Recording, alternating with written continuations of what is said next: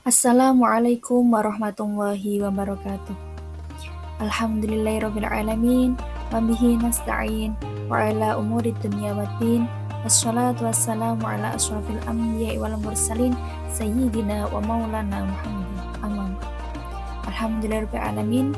Untuk kesempatan kali ini saya Ulfa Mazidu Syarifah, mahasiswi PAI Unisula, akan mempresentasikan sejarah pendidikan Islam di Indonesia untuk memenuhi tugas sejarah pendidikan Islam yang diampu oleh Bapak Muhammad Farhan, SPDI, Shum MPDI. Pertama yang akan kita bahas yaitu mengenai Islam masuk ke Indonesia.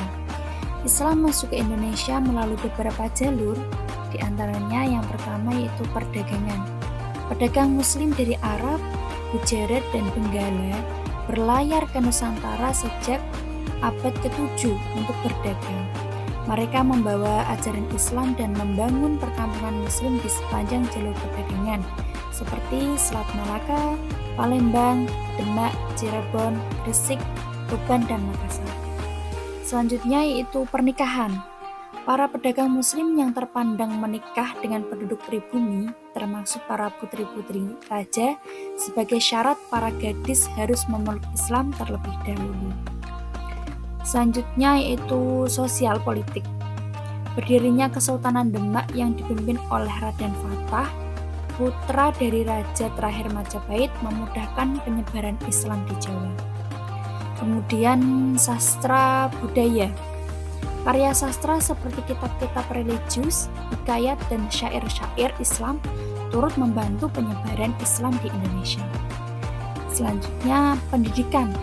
Para dai yang bukan pedagang menyebarkan Islam melalui pendidikan di pondok pesantren. Para lulusan pesantren kemudian menyebarkan agama Islam di kampung halaman masing-masing. Selanjutnya teori-teori tentang asal mula masuknya Islam ke Indonesia, yaitu ada teori Gujarat, teori Arab, teori Persia, dan juga Cina. Kemudian mengenai periodisasi sejarah pendidikan Islam, 7 fase datangnya Islam ke Indonesia, diantaranya yaitu yang pertama, fase pengembangan dengan melalui proses adaptasi. Yang kedua, fase berdirinya kerajaan-kerajaan Islam atau proses politik. Selanjutnya yaitu fase kedatangan orang Barat, penjajahan Belanda, kemudian penjajahan Jepang. Ya, selanjutnya fase Indonesia waktu merdeka dan fase pembangunan. Selanjutnya kita akan membahas sejarah pendidikan Islam di Indonesia. Fase pertama diawali dengan masuknya Islam ke Indonesia pada abad 7 Masehi atau 1 Hijriah yang disebarkan oleh pedagang dan mubalik dari Arab di pantai barat, tepatnya yaitu di Pulau Sumatera. Kemudian fase pengembangan dengan proses adaptasi, pendidikan Islam terus berkembang. Mahmud Yunus menggambarkan pendidikan Islam pada fase ini ditandai dengan terbentuknya sistem langgar atau surau sebagai pusat studi keislaman yang mana pembelajarannya dipandu oleh juru dakwah. Selanjutnya yaitu fase kerajaan. Fase ketiga, munculnya kerajaan Islam. Potret pendidikan di Islam. Potret pendidikan di Indonesia mulai mengalami kemajuan karena pada fase ini pendidikan Islam mendapatkan dukungan yang sangat penuh oleh pihak kerajaan. Kemudian fase kedatangan orang Barat atau zaman penjajahan Belanda. Kondisi pendidikan Islam mengalami banyak kendala pada masa ini, sehingga mengalami kemunduran yang sangat luar biasa.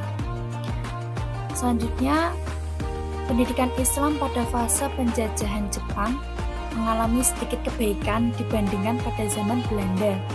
Walaupun secara umum terbengkalai karena murid-murid sekolah hanya disuruh gerak badan, baris berbaris, bekerja bakti, bernyanyi, dan lain sebagainya.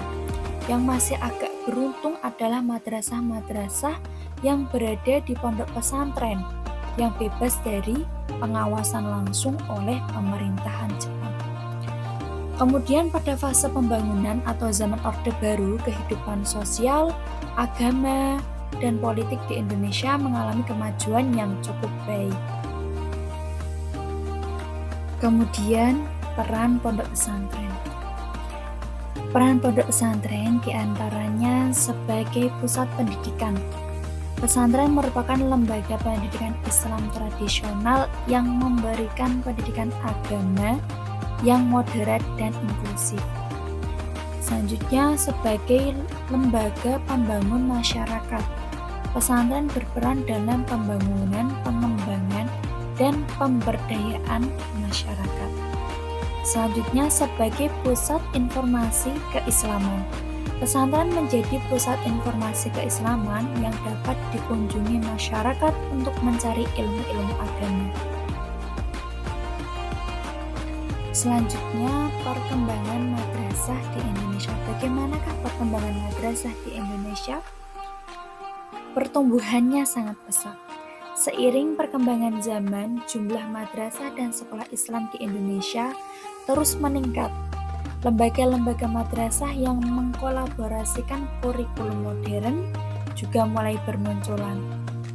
Inovasi kurikulum, madrasah dan sekolah Islam selalu melakukan inovasi, perubahan dalam pengembangan kurikulum dengan memadukan pelajaran agama dengan sains dan teknologi dengan bertujuan dapat mencetak generasi yang unggul dan berakhlakul karimah. Kemudian, tantangan pendidikan Islam di Indonesia. Di antaranya, perkembangan ilmu pengetahuan dan teknologi, krisis moral, konformisme, manajemen madrasah yang kurang optimal, lalu perbedaan nilai, keyakinan, praktek, dan pemahaman antar kelompok agama.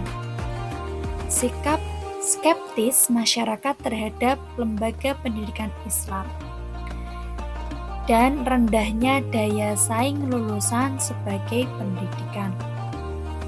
Yang terakhir, sarana prasarana yang kurang memadai. Untuk menghadapi tantangan-tantangan tersebut, pendidikan Islam perlu beradaptasi dengan perubahan global. Beberapa upaya yang dapat dilakukan untuk menghadapi tantangan tersebut diantaranya, yang pertama, memodernisasi sistem dan metode pendidikan, mereformasi kurikulum, meningkatkan kualitas pendidikan, meningkatkan aksesibilitas, dan juga meningkatkan daya saing lulusan. Sekian presentasi yang dapat saya sampaikan. Kurang dan lebihnya saya mohon maaf yang sebesar-besarnya. Afu minkum. Wassalamualaikum warahmatullahi wabarakatuh.